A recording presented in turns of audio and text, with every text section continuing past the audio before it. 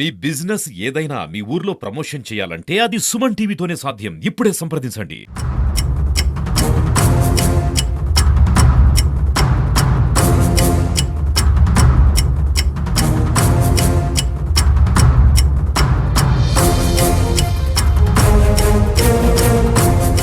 చిరుతపులి ఆకలికి మరో చిన్నారి బలైందని చెప్పొచ్చు. తమిళనాడు రాష్ట్రం కోయంబత్తూరు జిల్లా వాల్పరే అనేటువంటి ప్రాంతంలో 4 ఏళ్ల చిన్నారి రోషిని తల్లి ముందు ఆడుకుంటుండగా ఒక్కసారిగా చిరుతపులి నోటకరుచుకొని అటవీ ప్రాంతంలోకి లాక్కు వెళ్లి అతి దారుణంగా చంపి తినేసింది.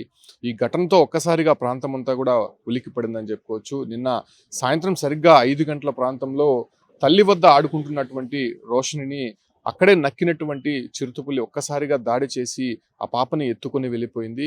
సో ఆ రాత్రంతా కూడా అక్కడ ఉన్నటువంటి సిబ్బంది కావచ్చు, లేదంటే యాజమాన్యం మొత్తం కూడా వెతికారు. అయితే ఆ పాప జాడ గాని, చిరుతపులి జాడ గాని ఎక్కడా కూడా కనిపించకపోవడంతో ఇక అధికారులకు ఫిర్యాదు చేయడంతో ఉదయం అంతా కూడా వాళ్ళు ఆ ప్రాంతం అంతా గాలించారు. అయితే ఎక్కడా కూడా కనిపించకపోవడంతో ఇక జాగిలాలు అదే రకంగానే డ్రోన్ కెమెరాలతో ఆ పాప శరీరాన్ని గుర్తించినటువంటి పరిస్థితి. అయితే జార్ఖండ్కి చెందినటువంటి మనోజ్, మౌనికల దంపతులు ఆ టీ ఎస్టేట్లో పనిచేస్తూ ఉన్నారు. అయితే అదే ప్రాంతంలోనే ఈ చిన్నారిని కూడా వాళ్ళు అల్లారు ముద్దుగా పెంచుకుంటూ ఉన్నారు. అయితే ఒక్కసారిగా ఈ చిరుతపులి తల్లి ముందే దాడి చేసి ఎత్తుకొని వెళ్ళిపోవడంతో ఒక్కసారిగా కూడా ఆ ప్రాంతం తీవ్ర భావోద్వేగానికి గురవుతోంది. ప్రస్తుతం ఆ చిన్నారి మృతదేహం చిందరవందరగా పడిపోయింది. అసలు గుర్తుపట్టలేనటువంటి స్థితిలో చిరుతపులి అతి దారుణంగా కొరికి చంపినటువంటి ఘటన.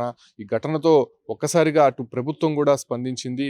ఇప్పటికే 2 మంత్రులు కూడా ఆ ప్రాంతానికి వెళ్ళినటువంటి పరిస్థితి కనిపిస్తోంది. అయితే పచ్చమలై అనేటువంటి టీ ఎస్టేట్లో వీళ్ళిద్దరూ కూడా పనిచేస్తూ ఉన్నారు. అయితే అదొక టూరిస్ట్ ప్లేస్గా మనం చెప్పుకుంటూ ఉంటాం. దట్టమైనటువంటి అటవీ ప్రాంతంగా ఉంటుంది. అదే రకంగానే టీ ఆకు అక్కడ ఎక్కువ కూడా పండిస్తూ ఉంటారు. ఈ రకంగానే అక్కడ చూడడానికి కూడా చాలా ఆహ్లాదకరమైనటువంటి వాతావరణం కూడా కనిపిస్తూ ఉంటుంది. అయితే అటవీ ప్రాంతం కావడంతోనే అక్కడ ఎలుకబంట్లు కావచ్చు, లేదంటే చిరుతలు, ఏనుగులు కూడా సంచరిస్తూ ఉంటాయి.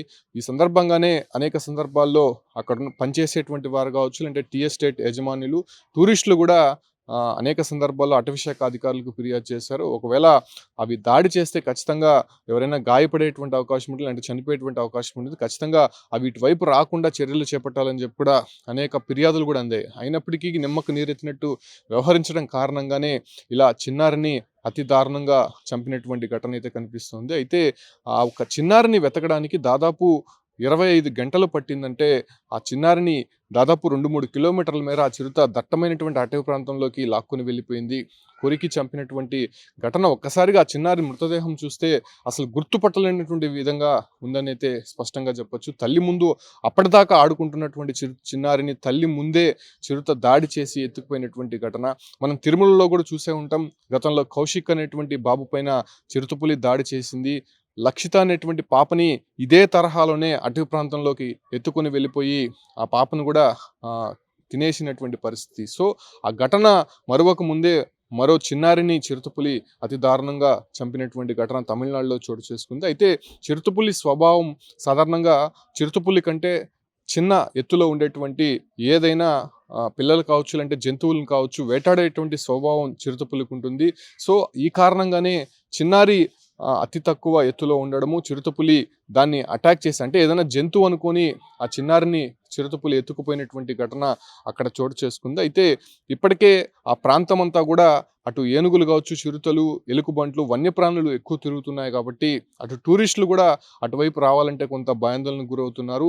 అయితే ఈ చిన్నారి ఘటనతో మరోసారి అక్కడంతా కూడా ఉలిక్కి పడిందని మాత్రం స్పష్టంగా చెప్పొచ్చు. భద్రతా లోపాలకి సంబంధించి ఇప్పటికే తమిళనాడు సర్కారు ఒక కమిటీ కూడా వేసింది. ఇవాళ 2 మంత్రులు కూడా అక్కడ పర్యటించేటువంటి అవకాశం ఉంటుంది. అయితే చిన్నారి కుటుంబానికి 10 లక్షల రూపాయలు తమిళనాడు సర్కార్ ఎక్స్‌గ్రేషియా కూడా ప్రకటించింది. అయితే ఈ దాడిలో చిన్నారి చనిపోయినటువంటి ఘటన ఒక్కసారిగా తమిళనాడు ప్రాంతాన్ని అంతా కూడా ఉలిక్కిపడేలా చేసింది. మరోసారి ఇలా జరగకుండా పాపని చంపినటువంటి చిరుతను ఖచ్చితంగా బోన్లో బంధించాలని చెప్పి కూడా డిమాండ్లు వినిపిస్తున్నటువంటి నేపథ్యంలోనే అటు ఫారెస్ట్ అధికారులు కూడా చాకచక్యంగా ఆ చిరుతని పట్టుకునేందుకు ప్రయత్నాలు కూడా ప్రారంభించినట్టయితే తెలుస్తుంది. మొత్తం మీద చిరుత దాడిలో మరో చిన్నారి బలైనటువంటి పరిస్థితి చూస్తుంటే నిజంగా హృదయ విదారకమైనటువంటి ఘటనగా చూడాల్సినటువంటి అవసరం ఎంతైనా ఉందని స్పష్టంగా చెప్పొచ్చు.